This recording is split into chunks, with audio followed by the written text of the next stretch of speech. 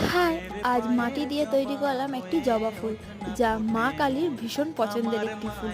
তার জন্য মাটিটাকে ভালো করে রুটির মতন বেলে নিয়ে তার উপরে একটা কৌটো বসিয়ে ভালো করে কেটে নিয়েছি।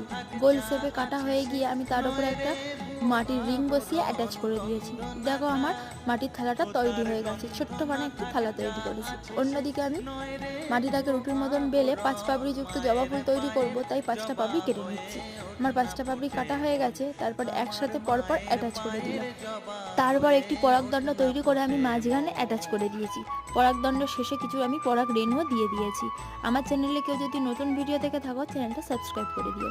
বেশ একদিন মতো রোদে ভালো করে শুকিয়ে নিয়েছি, তারপর প্রাইমারের কোট দিয়ে পুরোটা কভার করে নিয়েছি। জবা ফুল বলতেই আমাদের মাথাতে আগে আসে লাল রঙের জবা ফুল, তাই আমি এটি লাল রঙই করেছি। তোমরা চাইলে ক্লে দিয়েও এত সুন্দর জবা ফুল তৈরি করতে পারো।